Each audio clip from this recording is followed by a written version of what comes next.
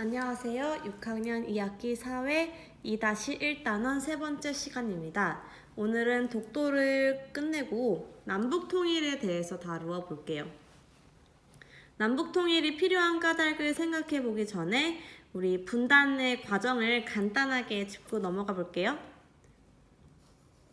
한반도가 있다고 치면 이제 미국과 소련이 우리나라를 각자 유리한 방향으로 이끌기 위해서 북쪽에는 소련이, 남쪽에는 미국이 주둔을 하게 됐는데, 소련은 공산주의, 미국은 자본주의 국가이기 때문에 이게 그대로 이어져서 남한은 자본주의를 따라가고 북한은 공산주의를 따라가게 되었어요. 그리고 지금 분단된 지 70년이 흘렀습니다. 분단 상황으로 인해서 어떤 현상이 발생했는지 짚고 갈게요. 여기 기사를 보면 이산가족이죠. 민족 대명절인 설날도 이렇게 북녘 땅만 바라볼 수밖에 없는 사진입니다. 그리고 분단의 상징인 이 휴전선, 낮과 밤을 가리지 않고 군인들이 여기서 전쟁이 일어날 거를 대비해서 서로를 바라봐야 하는 휴전선. 그리고 북한 인권 문제죠. 북한 어린이들이 건강을 위협받고 있다. 기본 의약품이 부족하기 때문에. 마지막으로 남북한 정상의 역사적인 첫 만남, 남북 정상회담에 전 세계인이 관심을 집중하는 사진이 나와 있습니다. 이런 현상들이 다 우리나라가 분단되었기 때문에 일어나는 거죠. 다음 페이지. 광복 이후 우리나라의 남과 북에는 서로 다른 정부가 수립되었고 6.25 전쟁 1950년이죠? 을 겪으면서 남한과 북한으로 분단되었다. 남한과 북한 사람들은 분단으로 여러 가지 어려움을 겪고 있다. 사람들의 삶에 분단이 어떤 영향을 미치는지 살펴보자. 여기 밑에 그림을 보기 전에 오른쪽 대고 쪽 먼저 읽을게요. 우리나라는 남북 분단으로 전쟁에 대한 공포. 일단 첫 번째, 전쟁에 대한 공포입니다. 분단으로 인한 어려움. 두 번째, 이산가족의 아픔. 세 번째, 남북의 자원을 효율적으로 이용하지 못함. 허리가 딱 끊겨 있기 때문이죠. 네 번째, 여러 가지 경제적 손실. 이렇게 네 가지 어려움들이 나와 있고요. 요거를 왼쪽에 있는 그림과 매칭시켜 볼게요. 첫 번째 그림입니다.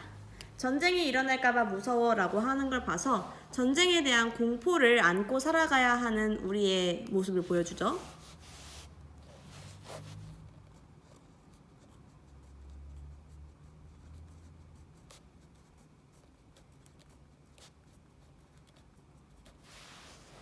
두 번째, 북에 계신 어머니를 만나러 갈 수가 없어서 너무 슬퍼 라는 대사를 보니 이산가족의 아픔을 나타내고 있습니다.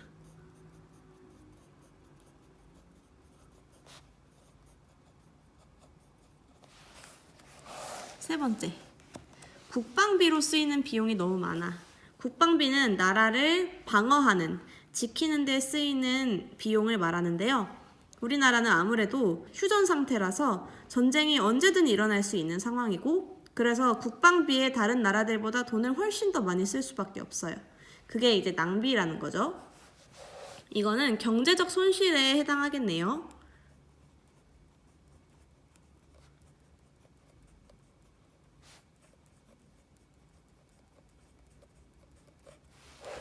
마지막. 이 두 친구가 나누는 대화를 보니까 한 명은 한복이라고 얘기하고 남한이죠. 북한 친구는 조선옷이라고 얘기하고 있어요. 말이 다르다는 거죠. 이렇게 분단 기간이 오래되면서 문화의 차이가 생기고 있어요. 예를 들어서 언어. 오른쪽 글에는 없었지만 이렇게 문화의 차이도 나중에 통일을 시도했을 때 문화의 차이가 너무 많이 나면 그것도 큰 문제가 될 거예요. 이런 어려움들이 있구나. 그러면 통일이 필요한 까닭은 무엇일까를 그림을 통해서 알아봅시다. 첫 번째 그림을 보니까 국방비가 줄어서 남는 비용을 국민들의 삶의 질을 높이는 곳에 사용할 수 있어 라고 하네요. 통일이 되면 우리나라가 원래 따로따로 남한에서 쓰는 국방비, 북한에서 쓰는 국방비가 막대합니다. 이 두 개를 쓰는 거에 비해서 그냥 통일 한국이 다른 외국에 대해서 쓰는 국방비로만 쓰게 되니까 훨씬 줄어들 거고, 그러면은 남는 비용을 우리 국민들의 삶의 질을 높이는 데 사용하자, 복지 비용으로 사용할 수 있다라는 소리입니다. 그러니까 요거는 국방비와 같은 분단 비용이라고 할게요. 분단으로 인해서 생기는 돈, 드는 돈, 국방비를 절감할 수 있다.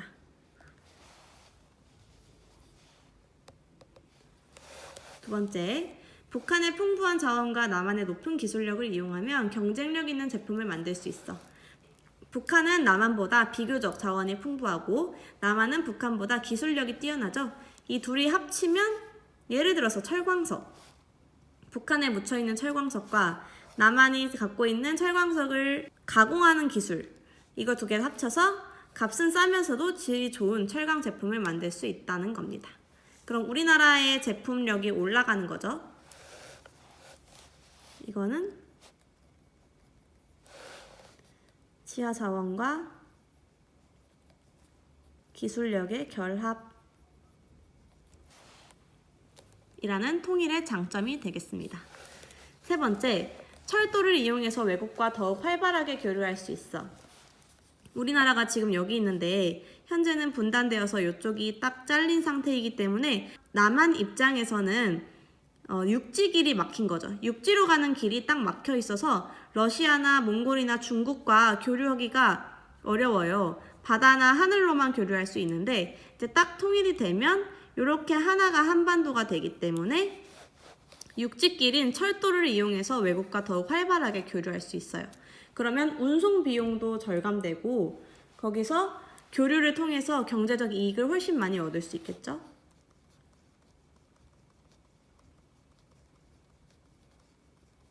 운송 비용 절감과 경제적 이익. 여기다 추가로 통일이 됐을 때 좋은 점은 인구가 늘어나기 때문에 1인당 국민 소득도 증가할 거고요. 그렇게 되면 우리나라의 국력이 상승합니다. 나라 국자에 힘력자 써서 국력이 상승해요.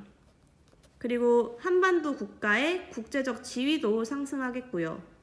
지금은 어쩔 수 없이 분단 국가라는 약간은 불명예스러운 꼬리표를 달고 있지만 통일이 된다면 한반도의 통일 국가이기 때문에 국제적 지위가 훨씬 상승하겠죠.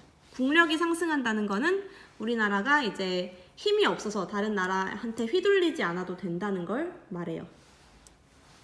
여기다가 더해서 이산가족 문제나 또는 인권 문제를 해결할 수 있겠죠.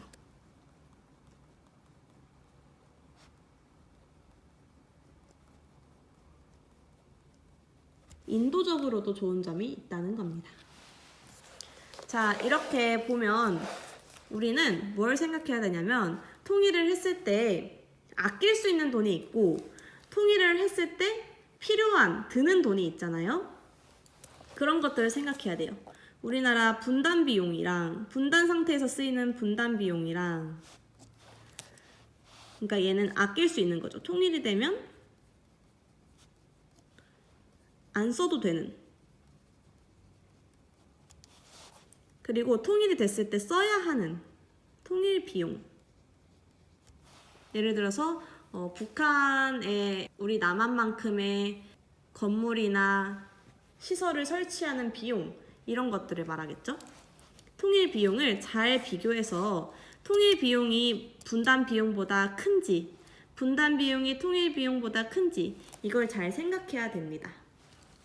그게 아마 통일에 대해서 찬성하고 반대하고의 기준이 되겠죠.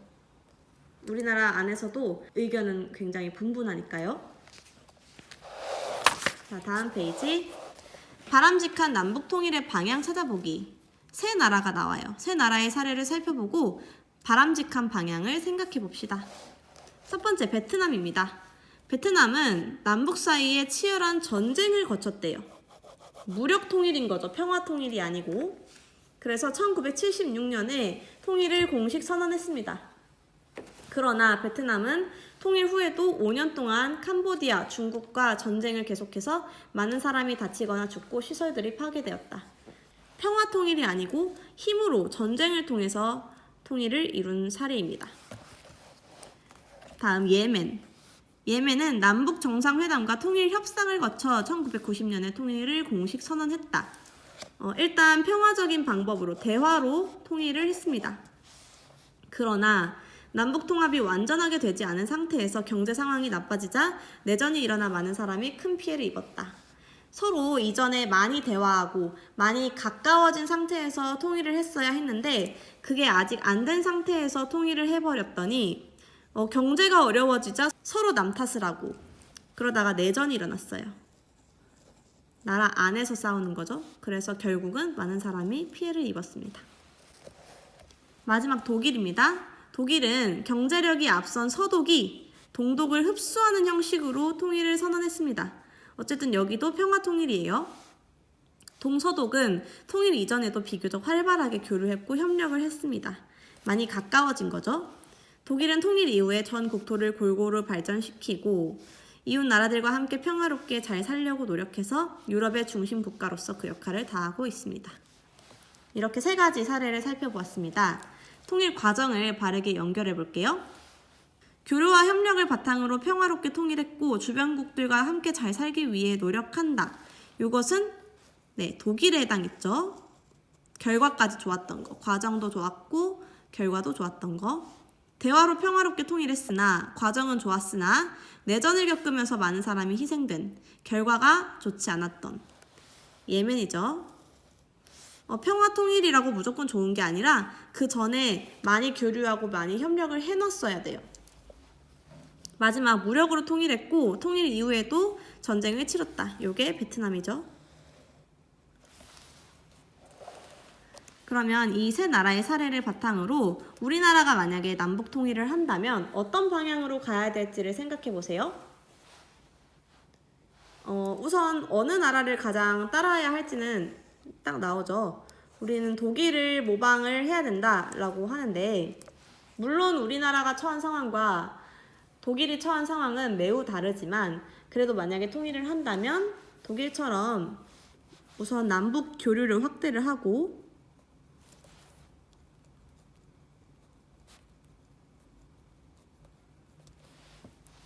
협력하는 경험을 통해서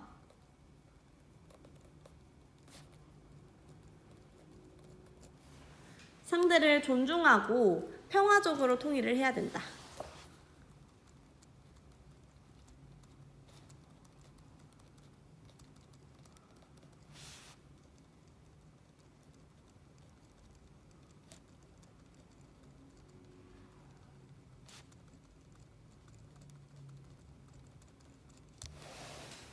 라고 적읍시다. 자, 여기까지 하고 공책 정리할게요. 남북 통일이 필요한 까닭을 어떻게 정리할 거냐면 우선 왼쪽에 분단으로 인한 어려움을 쭉 적고 통일이 되면 그 어려움들이 해결이 되잖아요. 그러면 해결이 되니까 그거는 통일의 장점이 되겠고요. 그래서 이렇게 반으로 나눠서 어려움과 통일되면 좋은 점 이렇게 연결을 시켜서 정리를 해볼게요. 자, 이렇게 정리를 했는데요. 우선 분단으로 우리가 겪고 있는 어려움을 정리를 했습니다. 첫 번째, 전쟁에 대한 공포. 이거는 통일을 했을 때 공포가 없는 평화 상태, 공포로부터 벗어날 수 있다.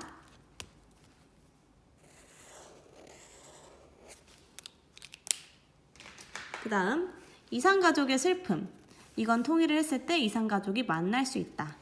남북의 자원을 효율적으로 이용하지 못하는 것. 이거는 남한의 기술력과 북한의 자원으로 품질이 뛰어난 제품을 만들어서 제품력을 상승시킬 수 있다. 국방비가 지나치게 많이 듦. 이거는 국방비가 적게 드니까 그걸 줄여서 다른 좋은 곳에 사용할 수 있다. 요거 2가지는 경제적 손실, 분단으로 일어나는 경제적 손실을 말하는 거고요. 그걸 해결했을 때 우리나라의 국력이 상승할 수 있다는 걸 의미합니다. 마지막으로 언어 등 문화가 달라지는 것. 요거는 통일을 했을 때 남과 북이 힘을 합쳐서 우리 한반도의 전통 문화를 발전시킬 수 있다는 장점이 있습니다. 여기다 더해서 철도를 이용해서 외국과의 교류를 증가시킬 수 있습니다. 이렇게 분단으로 겪는 어려움들이 있으면 요거를 통일을 통해서 해결할 수 있다. 그렇기 때문에 이러이러하니까 통일이 필요하다. 이렇게 이해하면 되겠습니다. 한번 쭉 보여드릴게요.